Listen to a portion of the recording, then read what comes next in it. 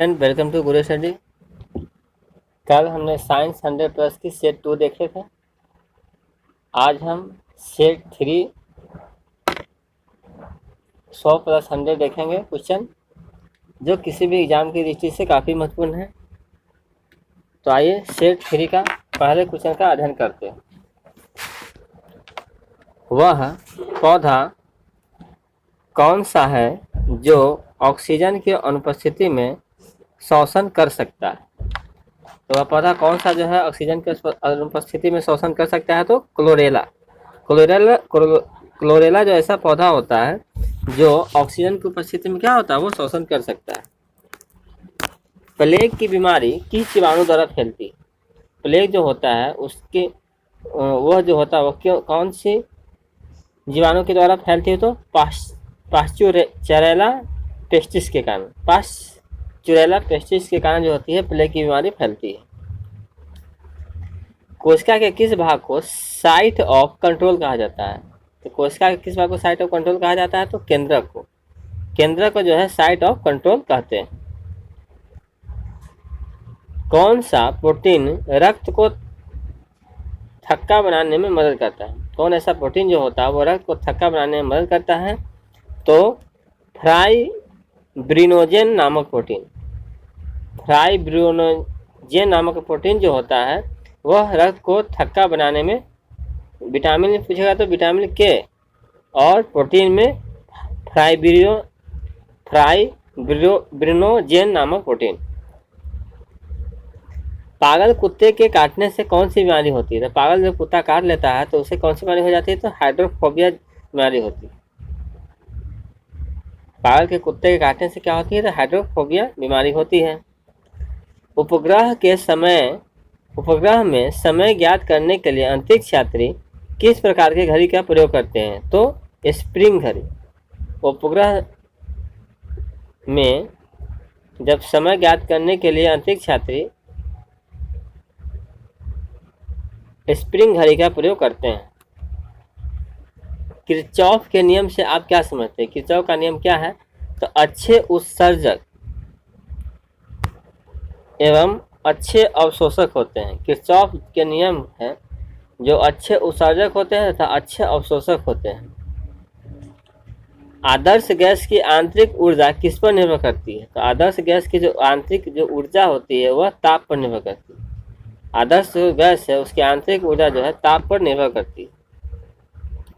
कौन सा ऊतक शरीर के तापक्रम को नियंत्रित करता है? तो संयोजी ऊतक। संयोजी जो ऊतक है वह शरीर के तापक्रम को नियंत्रित रखता है। पचे हुए भोजन एवं हार्मोन का शरीर में संवहन किनके द्वारा होता है? तो पचे हुए भोजन एवं हार्मोन का शरीर में संवहन जो है प्लाज्मा के द्वारा होता है। प्लाज्मा के द्वारा जो होता है पचे हुए भोजन एवं हार्मोन का शरीर में संवहन होता है। हृदय से शरीर की ओर रक्त ले जाने वाली रक्त वाहिनी कौन है? हृदय से शरीर की ओर जो रक्त ले जाएगी वो क्या है? तो धमनी। क्योंकि हृदय से जो रक्त आती है वो शुद्ध होकर आती है, शुद्ध रक्त क्या होता है हम लोग के धमनी में बहता है। इसलिए हृदय से शुद्ध करके धमनी जो होती है शरीर की ओर रक्त ले जाती है, जिसे हम आर्टरी भी कहते हैं। टिटनेस द्वारा शरीर का प्रभावित अंग कौन है? तो टिटनेस के द्वारा शरीर का प्रभावित अंग जो है तंत्रिका तंत्र। तंत्रिका तंत्र जो है टिटनेस के द्वारा शरीर का प्रभावित अंग। शैवाल ईस्ट अमीबा में किस प्रकार का विभाजन होता है? तो अर्धसूत्री विभाजन होता है। अर्धसूत्री विभाजन जो होता है किस किस में होता है? तो शैवाल में, ईस्ट में, अमीबा में होता है। कांच को कैसे प्राप्त किया जाता है? तो कांच को सोडियम कैल्शियम के कार्बोनेट को सिलिका के साथ गर्म करने, कांच को जो है सोडियम कैल्शियम के कार्बोनेट को जो सिलिका के साथ गर्म किया जाता है तो कांच हमें मिलती है। नाखूनों और बालों में उगने वाले ऊतकों को क्या कहते हैं? तो नाखूनों और बालों में उगने वाले ऊतकों को क्रेटिनोफिलिक कहते हैं। क्रेटिनोफिलिक कहते हैं। नाखूनों और बालों में उगने वाले ऊतकों को हम क्रेटिनोफिलिक कहते हैं। जर्मन सिल्वर किसका मिश्रण होता है? तो जर्मन सिल्वर जो होता है जस्ता एवं निकेल का मिश्रण होता है। जर्मन सिल्वर जो होता है जस्ता एवं निकेल का मिश्रण होता है। किस खनिज को बेवकूफों का सोना के नाम से जाना जाता है? तो आयरन पायराइट या आयरन सल्फाइड। आयरन पायराइट या आयरन सल्फाइड को जो है बेवकूफों के सोना के रूप में जानते हैं। एक एंगस्ट्रम किसके बराबर होता है? तो एक एंगस्ट्रम बराबर होता है 10 के पावर -10 मीटर। 10 के पावर -10 मीटर जो होता है एक एंगस्ट्रम बराबर होता है। एक बार इसका फिर से रिवाइज करते हैं सुपरफास्ट में। वह पौधा कौन सा जो ऑक्सीजन की अनुपस्थिति में शोषण कर सकता है? तो क्लोरेला। अभी से करेला नाम से अभी याद रख सकते हैं। प्लेग की बीमारी किस जीवाणु के द्वारा फैलती है? तो पास्चुरेला पेस्टिस के कारण। पास्चुरेला पेस्टिस के कारण जो होती है प्लेग की बीमारी फैलती है। कोशिका किस भाग को साइट ऑफ कंट्रोल कहा जाता है? केंद्र कहा जाता है। कौन सा प्रोटीन रक्त को थक्का बनाने में मदद करता है? तो ब्रिनोजन नामक प्रोटीन जो होता है रक्त को थक्का बनाने में मदद करता है। पागल कुत्ते के काटने से कौन सी बीमारी होती है? तो हाइड्रोफोबिया नाम बीमारी होती है। उपग्रह में समय ज्ञात करने के लिए अंतरिक्ष यात्री किस प्रकार के घड़ी का प्रयोग करते हैं? तो स्प्रिंग घड़ी का प्रयोग करते हैं। किरचॉफ के नियम से आप क्या समझते हैं? तो एक अच्छे उत्सर्जक एक अच्छे अवशोषक होते हैं। किरचॉफ के नियम जो है एक अच्छे उत्सर्जक जो होते हैं एक अच्छे अवशोषक होते हैं। आदर्श गैस की आंतरिक ऊर्जा किस पर निर्भर करती है? तो आदर्श गैस की जो आंतरिक ऊर्जा वो ताप पर निर्भर करती है। कौन सा ऊतक शरीर के तापक्रम को नियंत्रित करता है? तो संयोजी ऊतक जो है शरीर के तापक्रम को नियंत्रित करता है। पचे हुए भोजन में हार्मोन का शरीर में संवहन किनके द्वारा होता है? तो प्लाज्मा के द्वारा होता है। हृदय से शरीर की ओर रक्त ले जाने वाली रक्तवाहिनी कौन सी है? तो धमनी है। टिटनेस के द्वारा शरीर का कौन सा अंग प्रभावित होता है? तो तंत्रिका तंत्र। सवाल ईस्ट अमीबा। सवाल ईस्ट तथा अमीबा में क्या होता है? तो अर्धसूत्री विभाजन होता है। कांच को कैसे प्राप्त किया जाता है? तो सोडियम कैल्शियम के कार्बोनेट के सोडियम तथा कैल्शियम के कार्बोनेट को सिरका के साथ गर्म करने पर कांच को प्राप्त किया जाता है। नाखूनों और बालों में उगने वाले ऊतकों को क्या कहते हैं? तो क्रेटिनोफिलिक कहते हैं। क्रेटिनोफिलिक कहते हैं। जर्मन सिल्वर किसका मिश्रण होता है? तो जस्ता एवं निकेल का मिश्रण होता है। किस खनिज को बेवकूफ़ों का सोना कहते हैं? तो आयरन पायराइट या आयरन सल्फाइड को जो है बेवकूफ़ों का सोना कहते हैं। एक एंगस्ट्रम किसके बराबर होता है? तो 10 पर -10 मीटर के बराबर होता है। अब आते हैं इसके दूसरे भाग में। तो दूसरे भाग का पहला क्वेश्चन है डिहाइड्रेशन में शरीर में मुख्यतः किस रसायन की कमी होती है? जब डिहाइड्रेशन जब हो जाती है शरीर में तो मुख्यतः कौन से ऐसे रसायन जिसकी कमी हो जाती है? तो सोडियम क्लोराइड। सोडियम क्लोराइड की क्या होती है? वो कमी हो जाती है। डिहाइड्रेशन से क्या होता है? तो शरीर में मुख्यतः सोडियम क्लोराइड की कमी हो जाती है। E बराबर mc2 को किसने प्रतिपादित किया था? तो E बराबर mc2 को जो है आइंस्टीन ने प्रतिपादित किया था। E बराबर mc2 को आइंस्टीन ने प्रतिपादित किया था। रॉकेट किस सिद्धांत पर कार्य करता है? तो रॉकेट जो है संवेग संरक्षण के सिद्धांत पर काम करता है। रॉकेट जो होता है क्या होता है? तो वो संवेग संरक्षण के सिद्धांत पर कार्य करता है। वृक्क की कार्यात्मक इकाई क्या है? वृक्क जो होती है उसकी कार्यात्मक इकाई जो है नेफ्रॉन होती है। वृक्क की जो कार्यात्मक इकाई होती है वो नेफ्रॉन होती है। एक शराबी व्यक्ति में किस विटामिन की कमी हो जाती है? तो एक शराबी जो व्यक्ति होता है उसमें विटामिन सी की कमी हो जाती है। शराबी जो व्यक्ति होता है उसमें विटामिन सी की कमी हो जाती है। कवक में संचित भोजन किस रूप में रहता है? तो कवक में जो संचित भोजन होता है वह ग्लाइकोजन के रूप में संचित रहता है। कवक जो होता है उसमें संचित जो भोजन होता है उसमें ग्लाइकोजन के रूप में संचित रहता है। ज्वालामुखी पर्वतों में कौन सी गैस निकलती है? ज्वालामुखी जो पर्वत होते हैं उसमें कौन सी गैस निकलती है? तो सल्फर डाइऑक्साइड। ज्वालामुखी जो पर्वत जो होती है ना उसमें से सल्फर डाइऑक्साइड निकलती रहती है। भारत का प्रथम न्यूक्लियर रिसर्च रिएक्टर कौन सा था? भारत का प्रथम न्यूक्लियर रिसर्च जो रिएक्टर है वो कौन है? तो अप्सरा है। कार्य का सीजीएस प्रत्यय मात्रक क्या है? कार्य का सीजीएस प्रत्यय मात्रक जो है अर्घ है। कार्य का सीजीएस प्रत्यय मात्रक क्या है? तो अर्घ। मोटर गाड़ी में ईंधन के रूप में प्रयुक्त गैसोहोल किसका मिश्रण है? तो मोटर गाड़ी में जो ईंधन के रूप में प्रयुक्त गैसोहोल जो है पेट्रोल एवं अल्कोहल का मिश्रण है। मोटर गाड़ी में ईंधन के लिए प्रयुक्त गैसोहोल जो है पेट्रोल एवं अल्कोहल का मिश्रण। किस प्रकार के प्रतिबिंब को पर्दे पर उतारा जा सकता है? तो वास्तविक प्रतिबिंब जो होता है उसको क्या होता है? तो पर्दे पर उतारा जा सकता है। वायुयान की चाल एवं ध्वनि की चाल के अनुपात को क्या कहते हैं? वायुयान की जो चाल होती है ध्वनि की चाल के अनुपात को हम मैक संख्या के नाम से जानते हैं। समतल दर्पण में व्यक्ति को अपना प्रतिबिंब देखने के लिए दर्पण की लंबाई कम से कम कितनी होना चाहिए? तो व्यक्ति की लंबाई कितनी होनी चाहिए? आधी होनी चाहिए। व्यक्ति की लंबाई की जब आधी होगी तो समतल दर्पण में व्यक्ति को अपना प्रतिबिंब देखने के लिए, मतलब समतल दर्पण में व्यक्ति को अपना प्रतिबिंब देखने के लिए दर्पण की लंबाई कम से कम व्यक्ति की लंबाई की कितनी होनी चाहिए? तो आधी होनी चाहिए। समुद्र की दूरी मापने की इकाई क्या है? तो समुद्र की जो दूरी है उसकी मापने की इकाई जो है नॉटिकल मील। समुद्र की दूरी को मापने के लिए इकाई क्या है? तो नॉटिकल मील है। किस समान यंत्र की सहायता से पराश्रवित तरंगें उत्पन्न की जाती है? तो सोनार की सहायता से जो है पराश्रवित तरंगें जो होती है उत्पन्न की जा सकती है। लैंगरहैंस द्वीप कहाँ पाए जाते हैं? तो लैंगरहैंस द्वीप जो है अग्नाशय में पाए जाते हैं। अग्नाशय में क्या होता है? तो लैंगरहैंस द्वीप पाए जाते हैं। उत्तेजित भीड़ को तितर बितर करने में पुलिस द्वारा प्रयोग की जाने वाली अश्रु गैस क्या होती है? तो अमोनिया होती है। उत्तेजित भीड़ को तितर बितर करने में पुलिस द्वारा प्रयोग की जाने वाली अश्रु गैस जो होती है वह अमोनिया होती है। सिक्का किस धातु का बना होता है? तो सिक्का जो होता है वह तांबा तथा टीन का बना होता है, जिसमें तांबा 88% तथा टीन 12%। सिक्का जो होता है 88% तांबा से तथा 12% टीन से बना होता है। एक बार इसका फास्ट रिवाइज करते हैं। तो डिहाइड्रेशन से शरीर में मुक्त किस रसायन की कमी हो जाती है? तो डिहाइड्रेशन से शरीर में मुक्त सोडियम क्लोराइड की कमी हो जाती है। E बराबर mc2 को किसने प्रतिपादित किया था? तो आइंस्टीन ने प्रतिपादित किया था। रॉकेट जो है किस सिद्धांत पर कार्य करता है? तो रॉकेट जो है समय संरक्षण के सिद्धांत पर कार्य करता है। वृक्क की कार्यात्मक इकाई को क्या कहते हैं? तो वृक्क की कार्यात्मक इकाई को नेफ्रॉन कहते हैं। एक शराबी व्यक्ति में किस विटामिन की कमी हो जाती है? एक शराबी व्यक्ति में विटामिन सी की कमी हो जाती है।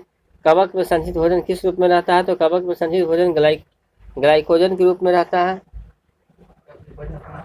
ज्वालामुखी पर्वतों में कौन सी गैस निकलती है? तो ज्वालामुखी पर्वतों में सल्फर डाइऑक्साइड गैस निकलती है। भारत का प्रथम न्यूक्लियर रिसर्च रिएक्टर कौन सा है? तो अप्सरा है। कार्य का सीजियस पत्ती मात्रा क्या है? तो अर्घ है। कार्य का सीजियस पत्ती मात्रा कौन है? तो अर्घ है।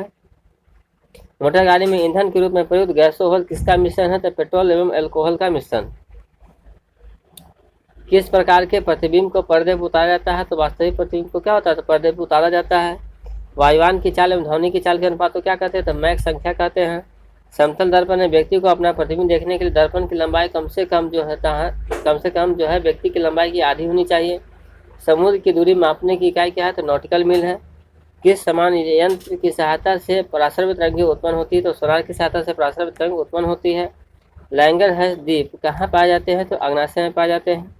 उत्तेजित भीड़ को तितर बितर करने के लिए पुलिस द्वारा अमोनिया की प्रयोग की जाती है। सिक्का जो है किस धातु का बना होता है? तो तांबा 88% तथा टीन जो होता है 12% होता है। अब आते हैं इसके तीसरे भाग में। यहाँ हमको टोटल 6 भाग करनी है, जिसमें तीसरा भाग का अध्ययन करेंगे हम। टेस्ट ट्यूब बेबी का क्या अर्थ है? टेस्ट ट्यूब बेबी का अर्थ है पात्र निषेचन और फिर गर्भाशय में प्रतिरोपण।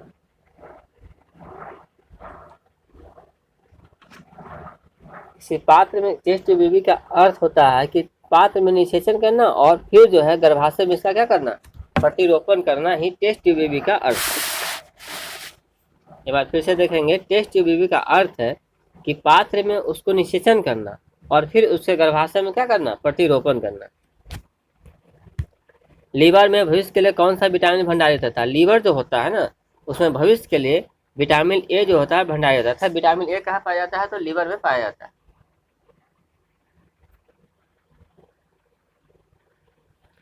कैंडिला किसका मात्रक है? तो ज्योति तीव्रता का मात्रक है।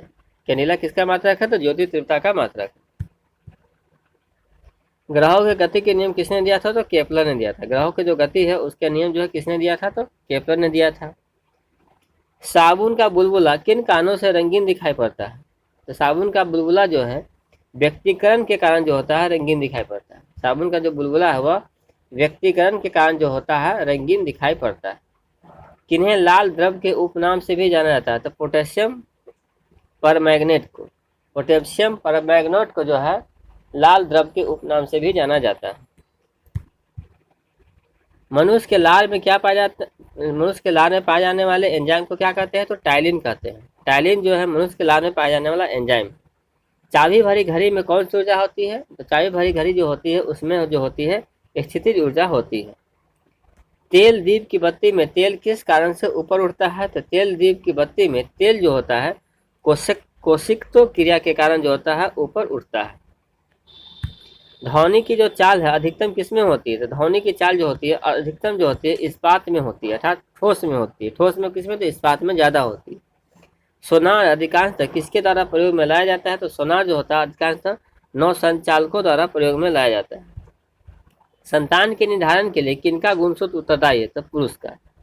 संतान के निर्धारण के लिए पुरुष का गुणसूत्र जो है उत्तरदायी। महासागर में डूबी हुई वस्तु की स्थिति जानने के लिए किस यंत्र का उपयोग किया जाता है? तो सोनार। महासागर में जब कोई वस्तु डूब जाती है तो उस वस्तु की स्थिति को जानने के लिए हम सोनार का प्रयोग करते हैं। मस्तिष्क संबंधी बीमारियों का निरूपण किसके द्वारा होता है? तो मस्तिष्क संबंधी बीमारियों का निरूपण जो होता है ईईजी द्वारा होता है। शरीर में ऑक्सीजन की पूर्ति किसके माध्यम से होती है? तो शरीर में जो ऑक्सीजन की पूर्ति होती है वह लाल रक्त कोशिका के माध्यम से पूर्ति होती है। स्वाइन फ्लू फैलाने वाला वायरस का नाम क्या है? तो H1N1। स्वाइन फ्लू फैलाने वाले वायरस का नाम जो है H1N1 नाम है। स्तनधारी वर्ग में रक्त का सबसे अधिक तापमान किसका होता है? तो बकरी का। स्तनधारी वर्ग में रक्त का सबसे अधिक तापमान जो होता है वह बकरी का होता है, अर्थात औसतन 39 डिग्री सेल्सियस होता है। एक बार तीसरे भाग का फास्ट रिवाइज करते हैं। तो टेस्ट ट्यूब बेबी का अर्थ होता है कि पात्र में निषेचन करना तथा गर्भाशय में इसका प्रतिरोपण कराना। लीवर में भविष्य के लिए कौन सा विटामिन संचित होता है? तो विटामिन ए संचित होता है। कैंडिला किसका मात्रक है? तो ज्योति तृप्ता का मात्रक है। ग्रहों के गति के नियम को किसने प्रतिपादित किया था? तो केपलर ने प्रतिपादित किया था। साबुन का बुलबुला किन कारणों से रंगीन दिखाई पड़ता है? व्यक्तिकरण के कारण। किन्हें लाल द्रव के उपनाम से जाना जाता है? तो पोटेशियम परमैंगनेट। मनुष्य के लाल में पाए जाने वाले एंजाइम कौन है? तो टाइलिन है। चाबी भरी घड़ी में कौन सी ऊर्जा होती है? तो स्थितिज ऊर्जा होती है। तेल दीप की बत्ती में तेल किस कारण से ऊपर उठता है? तो कोशिक्तो क्रिया कारण ऊपर उठता है। ध्वनि की चाल जो अधिकतम किसमें होती है? तो इस्पात में होती है। सोनार अधिकांशतः किसके द्वारा प्रयोग में लाया जाता है? तो नौ संचालकों द्वारा। संतान के निर्धारण के लिए किनका गुणसूत्र उत्तरदायी है? तो पुरुष का। महासागर में डूबी हुई वस्तुओं की स्थिति जानने के लिए किस यंत्र का प्रयोग करते हैं? तो सोनार का। मस्तिष्क संबंधी बीमारियों का निरूपण किसके द्वारा किया जाता है? तो ईईजी द्वारा। शरीर में ऑक्सीजन की पूर्ति किसके माध्यम से होती है? तो लाल रक्त कोशिकाओं के द्वारा। स्वाइन फ्लू फैलाने वाला वायरस का नाम क्या है? तो H1N1 है। स्तनधारी वर्ग में रक्त का सबसे अधिक तापमान किसका होता है? तो बकरी का होता है, 39 डिग्री सेल्सियस। अब आते हैं इसके चौथे भाग का अध्ययन करते हैं। तो चौथे भाग का अध्ययन करने से पहले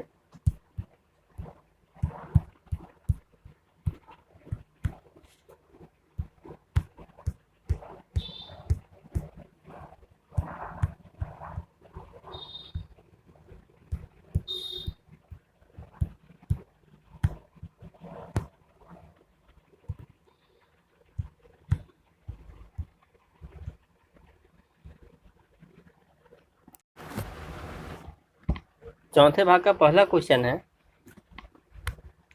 यदि वस्तु की चाल आधी कर दी जाए, मतलब कोई वस्तु चल रही उसकी चाल को क्या करें? आधी कर दी जाए तो उसकी गतिज ऊर्जा क्या होगी?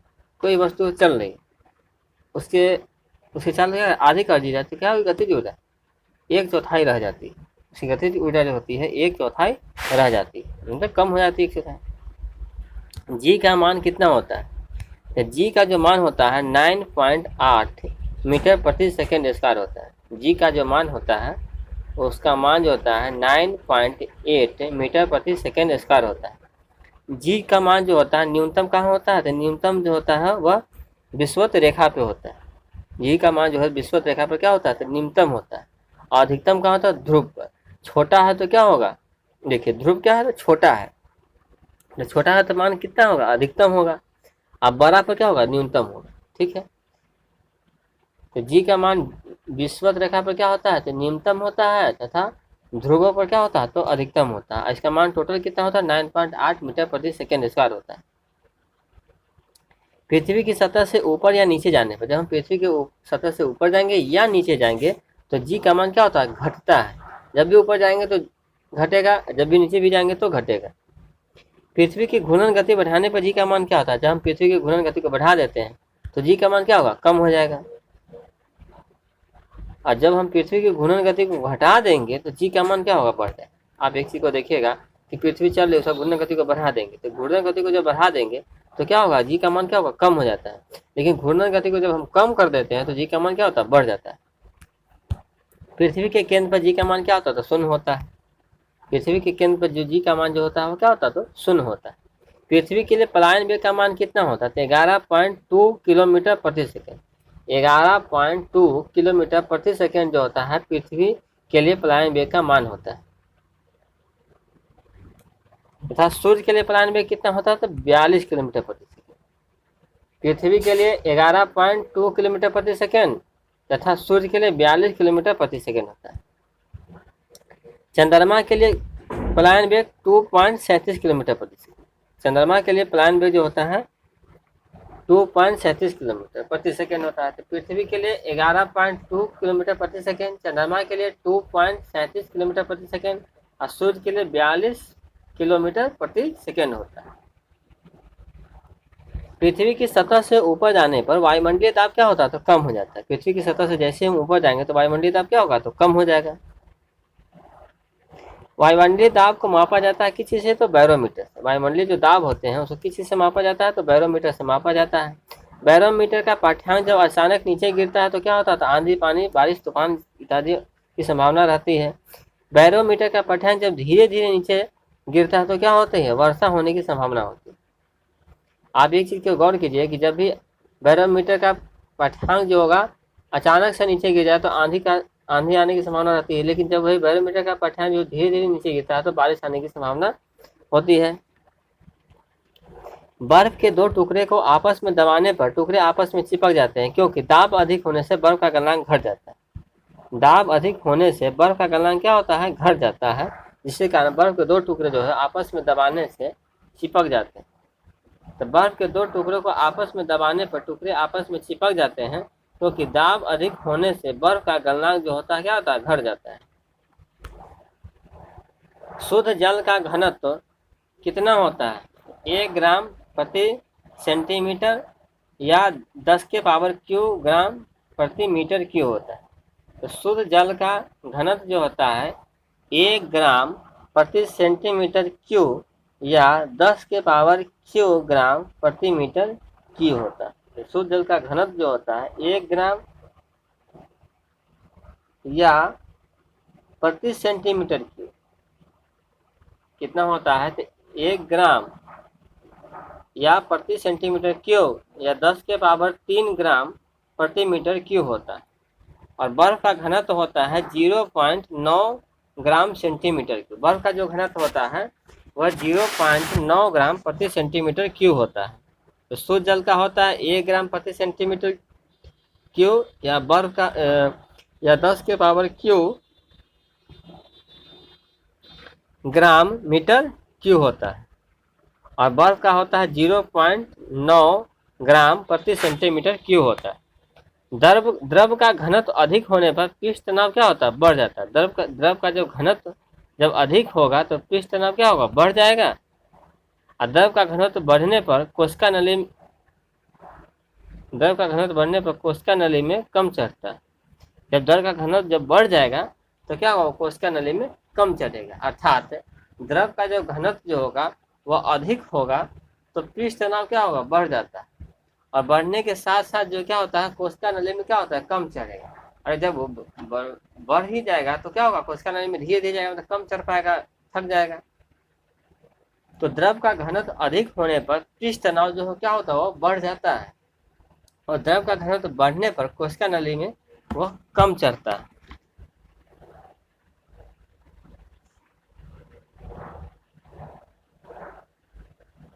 इस क्वेश्चन में थोड़ी कंफ्यूजन है, इसलिए इसको छोड़ दें। यह ताप घटने पर होगा, इधर की क्षमता क्या होती है? घट जाती है। इस तरह कुछ क्वेश्चन हो। इसका एक बार फटाफट रिवाइज करते हैं। तो यदि वस्तु की चाल आधी कर दी जाए तो गति की ऊर्जा क्या होगी? 1/4 हो जाएगी। जी का मान कितना होता है? तो 9.8 मीटर प्रति सेकेंड स्क्वायर होता है। जी का मान अधिकतम कहाँ होता है? तो विषुवत रेखा पर होता है। न्यूनतम कहाँ होता है? सॉरी जी का मान अधिकतम कहाँ होता है तो ध्रुवों पर होता है, न्यूनतम कहाँ होता है तो विषुवत रेखा पे होता है। पृथ्वी की सतह से ऊपर या नीचे जाने पर जी का मान क्या होता है, घट जाता है। पृथ्वी की घूर्णन गति बढ़ने पर क्या होता है, जी का मान घट जाता है। तथा पृथ्वी की घूर्णन गति घटने पर क्या होता है तो जी का मान बढ़ जाता है। पृथ्वी के केंद्र पर जी का मान कितना होता है तो 0 होता है। पृथ्वी के लिए पलायन वेग का मान कितना होता है 11.2 किलोमीटर प्रति सेकंड होता है। तथा सूर्य के लिए होता है 42 किलोमीटर प्रति सेकंड। चंद्रमा के लिए क्या होता है तो 2.37 किलोमीटर प्रति सेकंड होता है। पृथ्वी की सतह से ऊपर जाने पर वायुमंडलीय दाब क्या होता है तो कम होता जाता है। वायुमंडलीय दाब को मापा जाता है बैरोमीटर से। बैरोमीटर का पाठ्यांक जब अचानक नीचे गिरता है तो आंधी आने की संभावना होती है। जब जो है धीरे धीरे नीचे गिरता है तो वर्षा आने की संभावना होती है। बर्फ के दो टुकड़ों को आपस में दबाने पर टुकड़े आपस में चिपक जाते हैं, क्योंकि दाब बढ़ाने पर क्वथनांक क्या होता है घट जाता है। दाब बढ़ाने पर बर्फ का गलनांक क्या होता है घट जाता है। शुद्ध जल का घनत्व कितना होता है तो 1 ग्राम प्रति सेंटीमीटर क्यू या 10 के power Q gram centimetre cube होता है। बर्फ का घनत्व कितना होता है तो 0.9 ग्राम प्रति सेंटीमीटर क्यू होता है। द्रव का घनत्व अधिक होने पर पृष्ठ तनाव क्या होता है तो बढ़ जाता है। द्रव का घनत्व बढ़ने पर कोशिका नली में क्या होता है वो धीरे धीरे चलेगा। अब आते हैं 5वें भाग का पहला क्वेश्चन का अध्ययन करते हैं। तो ताप बढ़ने पर गैस की सांद्रता क्या होती है तो बढ़ती है। ताप जब बढ़ेगा तो गैस की सांद्रता क्या होगी बढ़ेगी। और यहाँ जो क्वेश्चन आपने देखा है ये क्वेश्चन जो होगा आपको कि ताप घटने पर द्रव की सांद्रता क्या होगी। जब ताप घटेगा तो द्रव की सांद्रता भी घट जाएगी, और ताप जब बढ़ेगा तो द्रव की सांद्रता भी बढ़ जाएगी। आप लोग याद रखिएगा कि ताप जब घटेगा तो सांद्रता जो होती है उसी के अनुसार चलती है। ताप जब घटेगा तो द्रव की सांद्रता भी कम हो जाएगी, ताप जब बढ़ेगा तो द्रव की सांद्रता भी क्या होगी तो बढ़ जाएगी।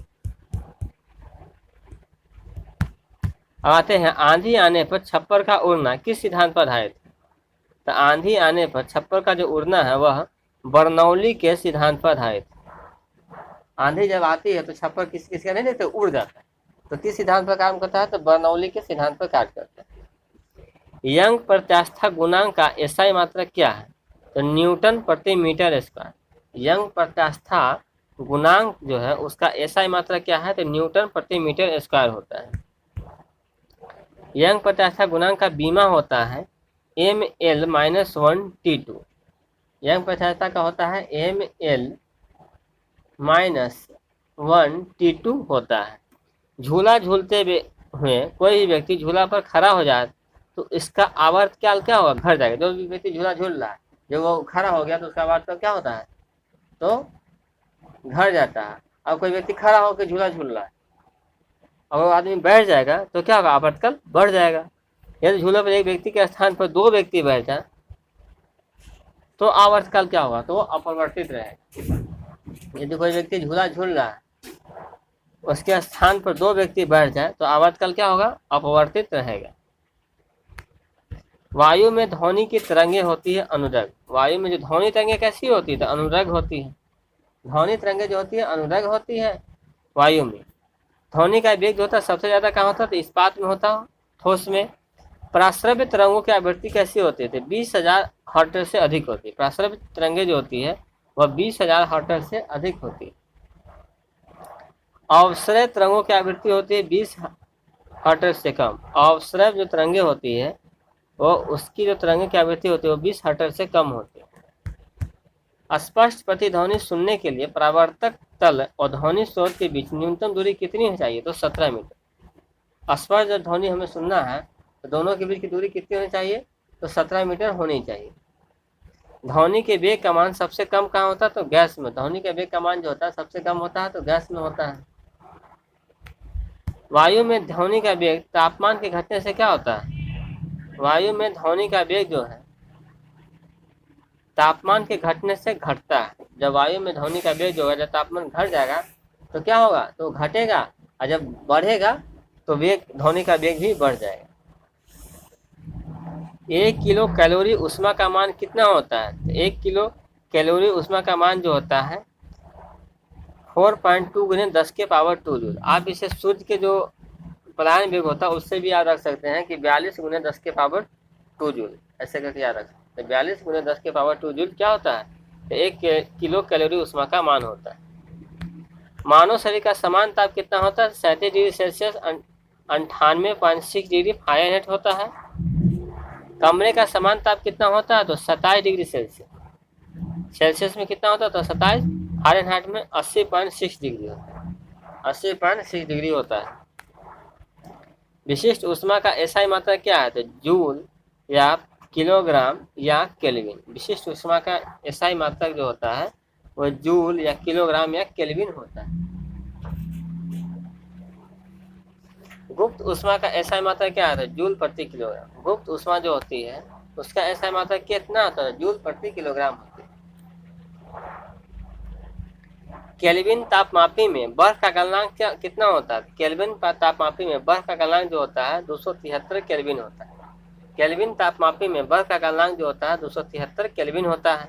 झरने में जब जल ऊंचाई से गिरता है तो उसका ताप क्या होता है? बढ़ जाता है। झरना जो होता है उसमें जब जल जो होता है ऊंचाई से गिरता है तो वो क्या होता है? बढ़ जाता है। ताप के सेल्सियस पैमाने पर परम शून्य ताप होता है -273 डिग्री सेल्सियस। माइनस ताप के सेल्सियस पैमाने पर परम शून्य ताप जो होता है -273 डिग्री सेल्सियस होता है। इसका एक बार फास्ट डिवाइड करते हैं तो ताप के बढ़ने पर गैस की सांद्रता क्या होती है? ताप के बढ़ने पर गैस की सांद्रता जो होती है वह बढ़ती है तथा ताप की सांद्रता होती है ताप घटने से गैस की सांद्रता क्या हो जाएगी? तो घट जाएगी। आंधी आने पर छप्पर का उड़ना जो है बर्नौली के सिद्धांत पर आधारित होता है। यंग प्रत्यास्थता गुणांक का एसआई मात्रा क्या होता है? तो न्यूटन प्रति मीटर स्क्वायर होता है। यंग प्रत्यास्थता गुणांक का बीमा होता है ML-1T2 होता है। झूला झूलने पर कोई व्यक्ति झूला पर खड़ा हो जाए तो उसका आवर्तकाल क्या होगा? तो घट जाएगा। यदि झूले पर एक व्यक्ति के स्थान पर 2 व्यक्ति बैठ जाए तो आवर्तकाल क्या होगा? तो अपवर्तित रहेगा। वायु में ध्वनि तरंगें क्या होती है? तो अनुदैर्घ्य होती है। ध्वनि का वेग सबसे ज़्यादा कहाँ होता है? तो इस्पात में होता है। प्रसर्य तरंगों की आवृत्ति कितनी होती है? तो 20,000 हर्ट्ज से अधिक होती है।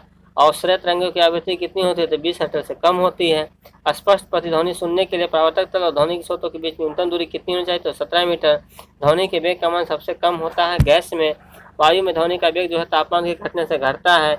1 किलो कैलोरी ऊष्मा का मान होता है 4.2 × 10⁻² जूल। मानव शरीर का सामान्य तापमान होता है 37 डिग्री सेल्सियस से 98.6 डिग्री फ़ारेनहाइट। कमरे का समान तापमान होता है 27 डिग्री सेल्सियस से 80.6 डिग्री फ़ारेनहाइट। विशिष्ट ऊष्मा का एसआई मात्रक होता है जूल, किलोग्राम या केल्विन होता है। गुप्त ऊष्मा का एसआई मात्रक क्या होता है? तो जूल प्रति किलोग्राम होता है। केल्विन तापमापी में बर्फ का गलनांक कितना होता है? 273 केल्विन होता है। झरने में जब जल ऊंचाई से गिरता है तो उसका तापमान क्या होता है? तो बढ़ जाता है। ताप के सेल्सियस पाने पर परम शून्य ताप कितना होता है? 273 डिग्री सेल्सियस होता है। अब आते हैं लास्ट 6 पे। विद्युत केतली में पानी किस कारण गर्म होता है? तो विद्युत केतली में पानी जो होता है वह संवहन के कारण गर्म होता है। ठोस में कैसा होता है? तो चालन के कारण होता है, तथा पानी में होता है संवहन के कारण गर्म होता है।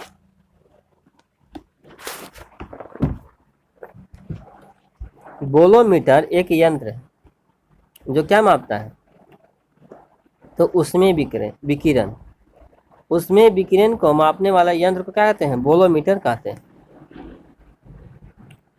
किसी ठोस पदार्थ के बिना द्रव में बदले सीधे वाष्प अवस्था में परिवर्तित होने को क्या कहते हैं? तो ऊर्ध्वपातन कहते हैं। किसी ठोस पदार्थ के बिना द्रव में बदले सीधे वाष्प अवस्था में परिवर्तित होने को हम ऊर्ध्वपातन कहते हैं। जिस ताप पर कोई ठोस पदार्थ ऊष्मा पाकर द्रव में परिणत हो जाता है उसका गलनांक कहलाता है। जिस ताप पर कोई भी ठोस पदार्थ ऊष्मा पाकर द्रव में मतलब द्रव में बदल जाता है तो उसका गलनांक कहते हैं। तथा जिस ताप पर कोई द्रव ऊष्मा पाकर वाष्प में बदल जाता है तो उसका क्वथनांक कहते हैं। वाष्प में बदलेगा तो क्वथनांक तथा द्रव में बदलेगा तो गलनांक कहते हैं। द्रव में बदलेगा तो क्या? गल गया। वाष्प में बदला तो क्वथनांक कहते हैं। द्रव से वाष्प में पदार्थ की अवस्था परिवर्तित को क्या कहते हैं? तो वाष्पन कहते हैं। द्रव से वाष्प में कोई भी चीज परिवर्तित हो जाती है तो उसे हम वाष्पन कहते हैं। ठोस से द्रव में पदार्थ की अवस्था परिवर्तित होने को हम गलन कहते हैं।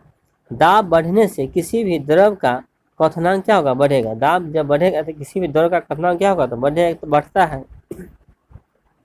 तेज हवा वाली रात्रि में ओस नहीं बनते क्योंकि वाष्पीकरण की दर तेज होती है। तेज हवा वाली जब रात्रि होती है उसमें ओस नहीं बनते हैं क्योंकि वाष्पीकरण की जो दर होती है वह तेज होती है।